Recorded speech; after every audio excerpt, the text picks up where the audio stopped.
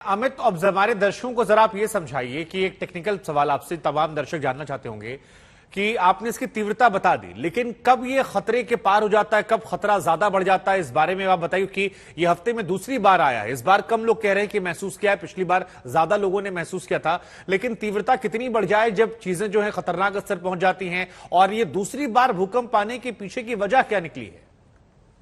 शुभांकर, देखिए, तीव्रता के साथ साथ सबसे अहम पहलू होता है कि जो अर्थक्वेक के जॉल्ट्स हैं उसकी लॉन्गिटिविटी क्या है और क्या रिपीट जॉल्ट आपको महसूस हो रहा है।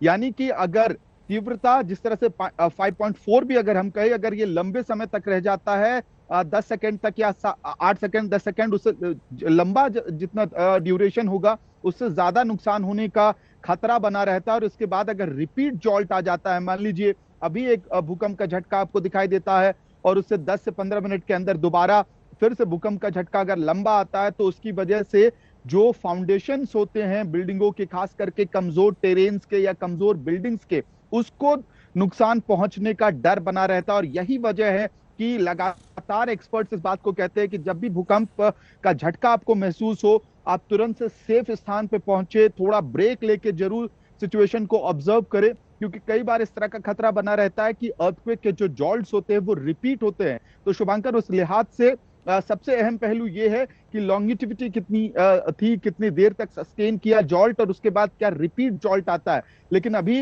एक बार फिर से हम अपने दर्शकों से, अगर ये जो सबसे जरूरी जानकारी है जो अभी लोग जुड़ रहे होंगे उनसे साझा जरूर कर देना चाहेंगे कि नेपाल में एक बार फिर से ये झटके महसूस हुए हैं। ठीक है अमित, आप बने रहिए हमारे साथ हमारे दिल्ली के एक और संवाददाता कुमार कुणाल भी मैसेज जुड़ रहे हैं। कुमार, शिलंगा वो जगह बताई जा रही है नेपाल में जो एपिसेंटर है, और तीव्रता भी अब सामने आ गई धीरे धीरे, तो उत्तराखंड से लेकर दिल्ली एनसीआर में इसका असर हुआ है। कोई और जानकारी जो आपके पास आई हो दिल्ली में, क्या कोई प्रभावित इलाका है?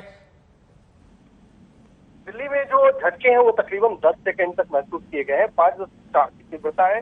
बिल्कुल आपको बताएं कि उत्तराखंड से लगा हुआ जो नेपाल का इलाका है वहां पर ये भूकंप के झटके आए हैं। तो बरेली जो उत्तर प्रदेश का इलाका है और उत्तराखंड, इसके बॉर्डर पर ये एक तरीके से ये भूकंप आया है। इसका जो एपिसेंटर है, जिसको हम कहते हैं केंद्र भूकंप का, वो यहीं पर है। तो इसीलिए जो झटके हैं वो महसूस किए गए हैं उत्तर प्रदेश में, उत्तराखंड में और दिल्ली तक ये कंपन पहुंचा है। और तकरीबन 10 सेकंड तक दिल्ली के अलग अलग इलाकों में, एनसीआर के इलाकों में वहां पर झटके मिले हैं। यहाँ पर कोई भी जान माल की नुकसान की खबर नहीं है, क्योंकि उतना तेज भूकंप का झटका नहीं था। लेकिन जिस तरीके से अभी कुछ दिन पहले भूकंप आया है, ये सिस्मिक जोन 4 में है और यहाँ पर लगातार भूकंप की संभावनाएं बनी रहती हैं, क्योंकि ये हिमालय का इलाका है।